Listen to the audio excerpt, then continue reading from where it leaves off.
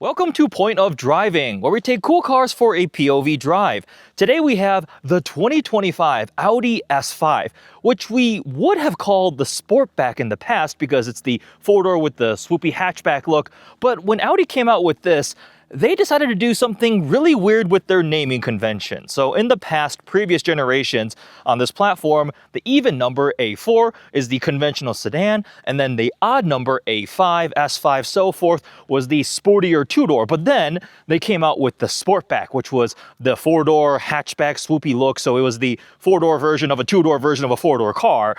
The bigger sibling A6, A7, they're all four doors, but the A7, the odd number, was the sportier roofline, more aggressive one. For this generation, they decided they wanted to try something different. Now, apparently, the plan was even numbers would become the electric platform vehicles, odd numbers would be the gas-powered ones. So you'd have the similar size segment, but the numbers denote the powertrain type. Confused? Yeah, I was really confused. I believe they've since backtracked and thrown that ideal away because why get rid of all of that brand equity and recognition of the different names? So for this generation, we just have the S5 Sportback. There is no S4 sedan, there's no two-door, there's no convertible, there's no Sportback. It's just the Audi S5. It comes in this format. This is the B10 generation, so a refresh beyond the B9. And I mean, styling wise, it looks pretty cool. It's got the handsome Audi proportions. They smoothed it out a bit. It's got a good amount of presence. It's actually pretty large. The wheelbase grew, so it's the longer version now compared to the B9, even obviously the B8. But here's good news. We have real exhaust tips again. Real quad exhaust tips. Because there was a period of time where Audi, for some reason, decided for their sporty cars to have fake exhaust tips. And it's like, why, right? It would look like it had exhaust tips, but the real tips would turn down below, so it's simply a fascia. They have since learned that was a mistake. They fixed that. Now, this one here is a Prestige, so we have the upgraded taillights. It's currently still sunny out, so you don't see them really that cool, but at night, it is really cool. This I don't like. This is the new Audi logo. Audi S logo, right? For the RS models, the S models, a little performance, red diamond, checkered, angled, rectangle thing right there. Instead of having an overlap, it's got a space. So S5 there, same thing, you look at the key. I'm not a fan of that. I just had an Audi RS3 where they could not make up on their mind what they wanted the RS logo to look like. On the back, you had the red flag and then RS3. Some of them still had the overlap. The puddle light was the overlap. On the actual seat embroidery was the old logo. See right here, this was the new logo, right? Audi S5 TFSI Quattro. So they need to, I think, do a little bit of work with their branding consistency because that's really important to buyers. See right here, that's the new RS logo. And that's what some of the RS3 had and other parts of the RS3 did not have. So that was really confusing. But enough about the RS3. We're driving the S5 today. This one is an Edition 1, so we have some upgraded wheels with a really cool two-tone finish. It's like almost bronze in the light here with the machined and then some black contrast there. A slightly controversial change is they made the brake single piston. Now, visually, they don't look as cool. You have the big S logo right there. From a pure stopping power standpoint, it's probably fine, but I don't know about brake fade. We're about to go hit a really curvy canyon mountain road, so we'll see how the brakes hold up. Now, remember, the S models are the intermediate sporty ones. It's not as aggressive as RS. It's like BMW with their M, non-full out M, right? Like an M340i. You have Mercedes with their lightweight AMGs, not the full out AMG treatment. Same thing with Audi. They have the S, not the full RS. Now, a couple other things about the exterior before we hop in and go for a drive.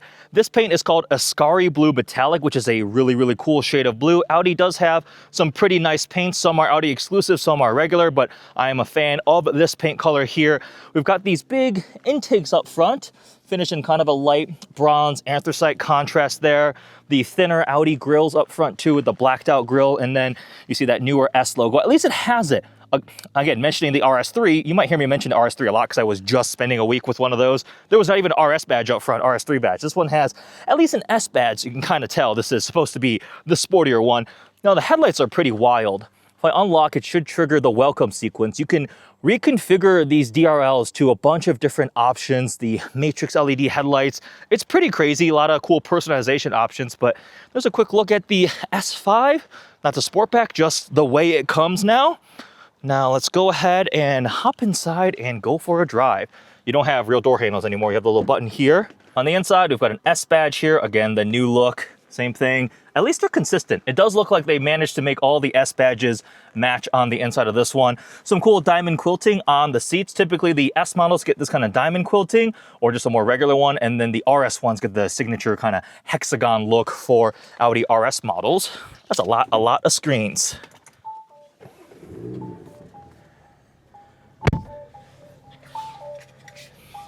So many beeps and dings. All right, CarPlay booted up, but we're not gonna have any signal up here in the mountains.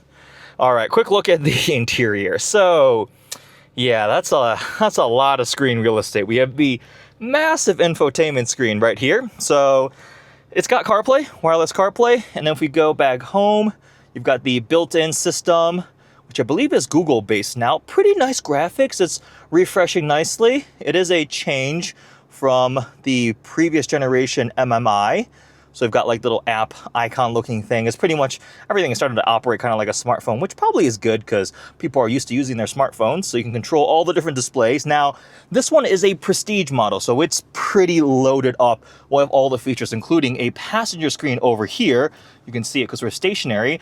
Actually, you can play games on it. My friend Drake was sitting in passenger seat yesterday playing games. He was playing this little racing game.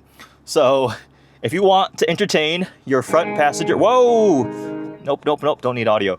You have this little racing game here. You can exit out of it. And as soon as you start driving, this screen like polarizes. You cannot see it from the driver's seat. It goes dark. That is a safety feature, obviously. You do not want to be distracted, although you've got enough distraction going on here with these big screens. Now, this is Audi Virtual Cockpit, their digital cluster. It used to be, I think, one of the best. I really liked it on the previous generation, on my A8L, even the R8, right? It was really, really nice. This one, I don't know, some of the menus and stuff have changed. Just not as much customizability. Use the touch swipey controls on the steering wheel. Steering wheel is a flat bottom, flat top. S logo right there. And then over here, that's interesting. When I first got in here, I was like, why does it look like a phone dial pad, right? An old-fashioned phone. It's just like a grid of little touch things. You got your controls for your mirrors, your memory seats, child lock, and like all of it is in this little phone pad looking touch-sensitive thingy, which, yeah, I mean, I don't absolutely love this. It probably is simpler for packaging where you don't have a bunch of little knobs and controls. Everything is all here. So multiple buttons for your memory seats. But from a user experience standpoint, it's not my favorite. This is cool though. That's like a textured hexagonal little insert, some carbon fiber looking plastic trim here. Lots of Alcantara, lots of suede all across the dash. And it's comfortable, but there's so much piano black. Like, look at the center console. This is all glossy piano black. There's a wireless phone charger here, USB-C ports. This is for drive select, auto stop start. At least we have a physical volume knob. The RS3 I was just driving had a little like touch sensitive twirl little pad, but the same little drive selector transmission toggle, which I don't love that either. I miss having a more satisfying engagement, but everything is going to some sort of electronic shifter for packaging reasons. We pull up the cameras. That is pretty nice. We've got pretty high resolution cameras there. But let's see, let's go to our drive select. We've got balance, dynamic, comfort. You don't have to use a touchscreen. You can just press the drive select button again. But this is supposed to be the slightly sportier version. So let's go drive and see what this thing is like after I complete a little bit of mild off-roading. I'll take this nice and slow. Get me back on the road. All right. So in terms of the powertrain for this B10 Audi S5, the big news is actually with the transmission. We've said goodbye to the 8-speed torque converter, the ZF8, and hello again to a dual clutch. A little bit of background. I used to own a B8.5 Audi S4. That would have been a 2014 model year It was a supercharged V6 with a 7-speed dual clutch, and you could still get that generation with a manual transmission. And when they went to the B9, it went goodbye to the supercharged V6. They said, here's a turbocharged V6 and an 8-speed auto. And like, objectively speaking, power numbers went up. It was supposed to be like quicker, but it just lost some of the feel. The supercharger and dual clutch or manual was a really engaging combination in that small little sports sedan. And I didn't love the 8-speed torque converter for that car specifically. Now, they've backtracked and given us the dual clutch back again, which is nice, snappier transmission. Now, the 8-speed autos are getting really, really good. I mean, they put that thing in pretty impressive vehicles and it executes very well. Some BMW M cars come to mind. But there's something just like nostalgic about the dual clutch. VW group cars and the DSG, something just seems appropriate. Now the engine is still a 3-liter turbocharged V6. Here it's not a mild hybrid, and they bumped the power a bit. It's now 362 horsepower and 406 pound-feet of torque, which sound like pretty healthy power and torque figures, but this is a little bit on the heavier side. It has absolutely grown. Something about merging the S4 and S5 into one car. I don't know if they decided to just add them together and now it's a little bit bigger, but wheelbase is longer. It feels wider. It definitely feels more substantial. It feels like it's leaning much more luxury with just a little bit of sport. Whereas I feel like the older generation, my frame of reference is going to be my S4, right? Because I spent so much time with that car and I really, really liked it. I have very fond memories of my B8.5 S4. I almost bought it back as a daily driver a couple of years ago. Was just much more nimble and dynamic. A big change is now we are Quattro Ultra. So this is now no longer the mechanical Torsen-based all-wheel drive system. Instead, all right, we're good to go. Instead, we are the Huldex kind of style, where it's front-wheel drive unless it needs some traction in the rear. Now that's more efficient. So when you're driving on the freeway, just commuting, it's not going to be as much parasitic loss and mechanical drag and things like that. But from a performance Audi that you would expect Quattro, you're like, this is the S5, right? This is not the entry-level S3. Come on, guys. So that's another change here. But we still have some brake-based torque vectoring, and we're in the dynamic mode on some curvy roads. Now, there's been some rains here in the Los Angeles area, so the canyons can be a little bit messy. You just saw we had some work going on there, so you gotta be careful with the 2-lane. Sometimes the roads are washed out, so take it a little bit easy. Ooh, yeah, like right there. Holy crap, that is a disaster. Hard on the brakes right there. Felt pretty composed, doing nearly a full ABS stop. So we're not doing anything crazy up here. Downshift, there's second gear.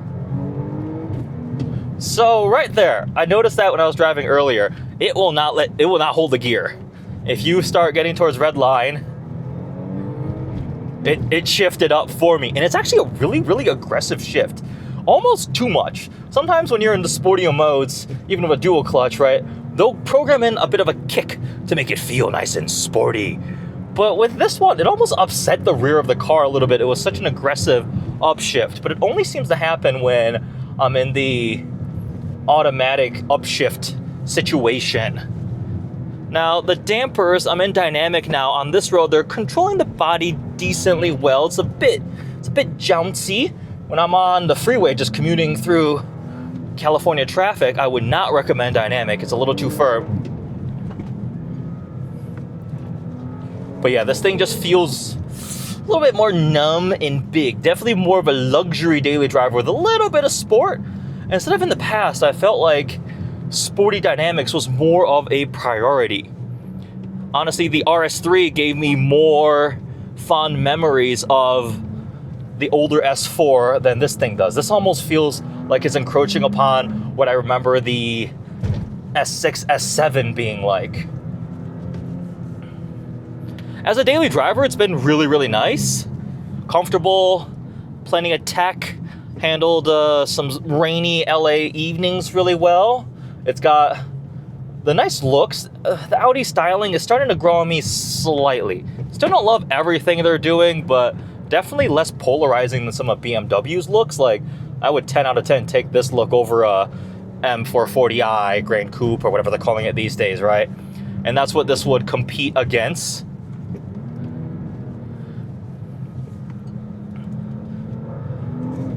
Complaints with virtual cluster. This is the only look that I could figure out where you have a tachometer. We can see the speed. We still have like the Audi little model car for like your drive assist, drive mode guidance. And what's it called? Driver assistance feature, where it like models the little cars. The other view is just, where's my tachometer? Where's my tachometer? There's no like RS sporty look with whether the hockey puck or hockey stick design for the tachometer or a conventional circular one. So like up here in the mountains and the canyon roads, it's handling itself fine. Brakes feel okay. The initial engagement is fine. What? No. Oh, see, I just cancel. Oh no. Oh no. See, the touch swipey pads. That's always, you can both swipe. No, cancel. You can both press them, or you can accidentally trigger it like I just did by touching it. That was my problem with the Ferrari SF90. I spent probably like 15 minutes yelling cancel at that car because I kept just accidentally brushing the steering wheel when I was driving it quicker. And the Audi S5 has the same issue. Why does everything have to be touch? What brand was I just in where the steering wheel had actual physical buttons? BMW. They're still doing clicky buttons on the steering wheel. Steering wheel does not need swipey touch things. Mercedes, Audi, please stop doing that. Please. We can click a button. It doesn't tax our thumbs that much to just press lightly. All right, enough rambling about that. Yeah, body's decently well controlled. Steering is a little bit on the completely uncommunicative side. And it does make a decent noise. Now, some of it's amplified, but I've noticed a couple times on cold start, I'm like, oh, all right, that's not a bad little V6 rumble. Right now, it sounds a little bit distant. First gear. Wow, it is very, very dirty. Quattro.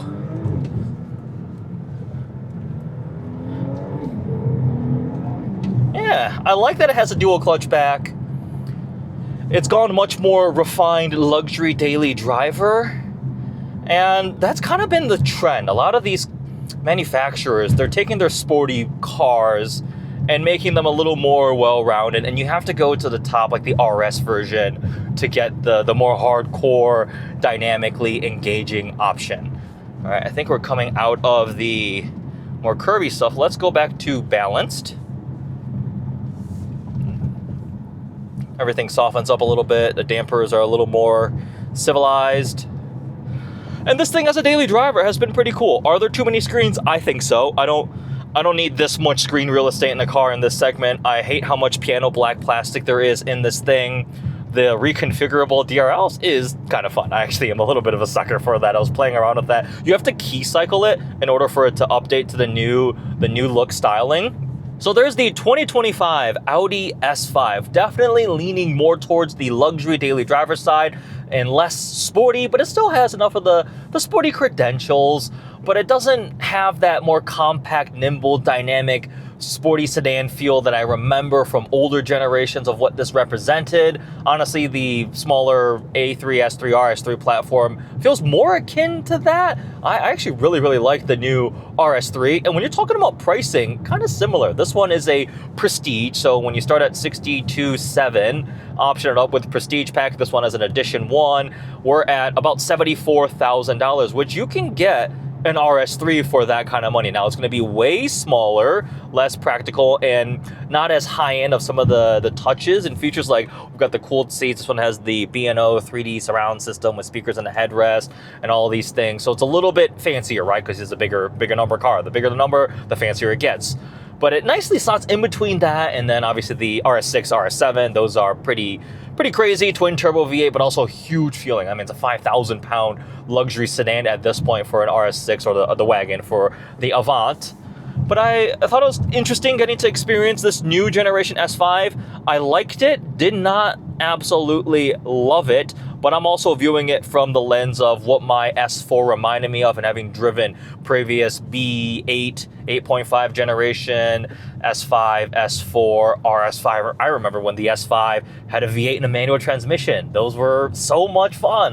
Many fond memories of that. Even going to the supercharged V6, you could get it with a manual transmission. And then the B9 generation overall, I started to my love for it waned. Oh, it's starting to sprinkle rain a little bit. That is something that's been driving me insane. It rained a ton last night. The windshield wipers, I don't know if they did something funky to the windshield when they were detailing this thing, but they are horrible. What? There's got to be a way to fix that. I don't know, Windex or something. I don't know. But yeah, this is a very brand new press car with not that many miles on it, and that is horrible. No more windshield wipers. So there we go. Big news. Dual clutch is back. Only S5. This body style available, no more sedan. We don't get the wagon version of this in America. I have to use the wipers again. Not available here, but it's got some really interesting things following the trend of a lot of luxury cars. Screens on screens on screens, and then another screen stacked on top of that just for good measure. Oh, that guy's about to lose his front license plate. And otherwise, there we go. Quick POV drive of the 2025 Audi S5. Hope you guys enjoyed this video. Comment below, would you get this as a fun, sporty daily driver? Oh no, why are you transcribing what I'm saying? No, I don't want that. No, go away. Cancel. Oh, geez, that was weird. I got subtitles. I got subtitles in an Audi. Nice. Would you get this? Would you get the BMW? Would you get a Mercedes? Would you get a Genesis G70? Those are actually really nice too. Cadillac CT4, CT5V, the mid-tier V Sport, not quite a black wing. Or would you go down a size to the RS3? I think I'd do an RS3 actually. They're a lot of fun, but this is definitely more comfortable and practical. Hope you guys enjoyed this POV driving video. Thanks for watching. That's a lie. It is no longer sunny.